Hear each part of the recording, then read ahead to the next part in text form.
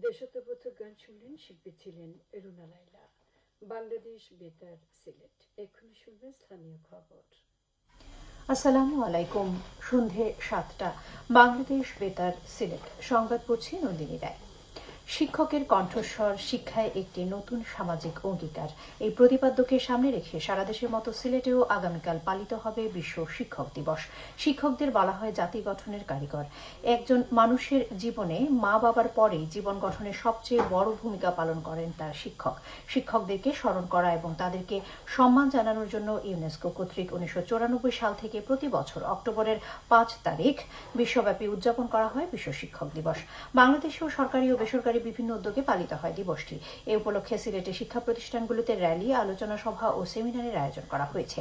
দিবসটি পালনের নীতিমালা অনুযায়ী শিক্ষা প্রতিষ্ঠান সহ সব উপজেলা, জেলা ও জাতীয় পর্যায়ে উদযাপন করার নির্দেশনা দিয়েছে শিক্ষা মন্ত্রণালয়। মন্ত্রণালয়ের মাধ্যমিক ও উচ্চ মাধ্যমিক বিভাগের এক চিঠিতে এই নির্দেশনা দেওয়া হয়।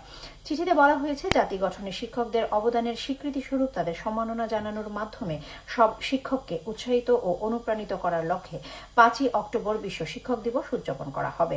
এই লক্ষ্যে নীতিমালা প্রণয়ন করা হয়েছে। নীতিমালা অনুযায়ী দেশের সব শিক্ষা প্রতিষ্ঠান সহ উপজেলা, জেলা ও জাতীয় পর্যায়ে বিশ্ব শিক্ষক দিবস উদযাপন করা হবে। দিবসটি যথাযথভাবে উদযাপনের লক্ষ্যে সব শিক্ষা প্রতিষ্ঠানকে প্রয়োজনীয় নির্দেশনা দেওয়ার জন্য চিঠিতে অনুরোধ জানানো হয়। প্রাণীর অধিকার নিশ্চিত করতে সিলেট সহ সারা দেশে আজ পালিত হচ্ছে বিশ্ব প্রাণী দিবস।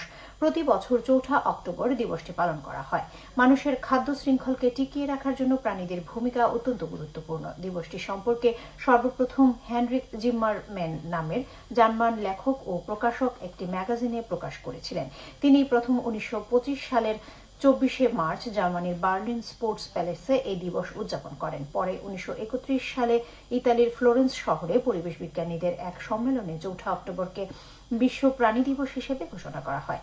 সেই থেকে প্রাণীদের কল্যাণে ও তাদের অধিকার রক্ষায় প্রতি বছর পালিত হয় বিশ্ব প্রাণী দিবস। এ উপলক্ষে সরকারি ও বেসরকারি পর্যায়ে নানা কর্মসূচি গ্রহণ করা হয়। এসব কর্মসূচির মধ্যে রয়েছে র্যালি, আলোচনা সভা ও সচেতনতামূলক প্রচারণা। শারদীয় দুর্গাপূজা উপলক্ষে প্রস্তুতি সভা অনুষ্ঠিত হয়েছে আজ মৌলভীবাজারের বড়লেখা উপজেলা পরিষদে। সভায় দুর্গাপূজা ও শান্তিপূর্ণ ও আনন্দময় পরিবেশে উদযাপনের লক্ষ্যে নানা কর্মসূচি গ্রহণ করা হয়। এতে প্রশাসন ও আইন শৃঙ্খলা রক্ষাকারী বাহিনীর ঊর্ধ্বতন কর্মকর্তা, বিভিন্ন রাজনৈতিক দল, শিক্ষার্থী, উপজেলা পূজা উদযাপন কমিটির নেতৃবৃন্দ সহ গণ্যমান্য ব্যক্তিরা উপস্থিত ছিলেন। পরে উপজেলার 144টি পূজা মণ্ডপের প্রত্যেকটিতে 500 কেজি চাল ও উপজেলা প্রশাসনের পক্ষ থেকে সার্বজনীন 132টি মণ্ডপের প্রত্যেকটিতে 5,000 টাকা করে প্রদান করা হয়। রেকর্ড ভঙ্গকারী 119 বছর বয়স্ক এক ব্যক্তির ব্যাপারে তদন্ত শুরু করেছে মৌলভীবাজার প্রশাসন।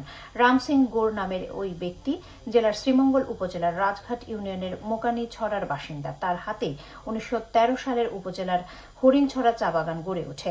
গিনেস ওয়ার্ল্ডের রেকর্ড অনুযায়ী বর্তমানে পৃথিবীর সবচেয়ে বয়স্ক ব্যক্তি যুক্তরাজ্যের লিভারপুল শহরের বাসিন্দা জন আলফ্রেড টিউসউড।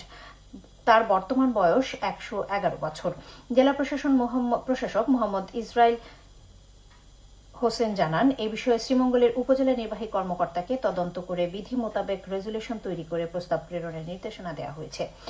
মৌলভীবাজারের কুলাউড়া উপজেলার বরংচাল ভাটেরা ডিগ্রি কলেজ মাঠে আয়োজিত টুর্নামেন্টের ফাইনালে উঠেছে মারওয়ান স্পোর্টিং ক্লাব সুজানগর। প্রথম সেমিফাইনালে আজ তারা 1-0 গোলে ভাটেরা স্পোর্টিং ক্লাবকে পরাজিত করে। আগামীকাল দ্বিতীয় সেমিফাইনালে ইউনাইটেড স্পোর্টিং ক্লাব নৈখাই মুখোমুখি হবে বরংচাল স্পোর্টিং ক্লাবের। সবশেষে আবহাওয়া।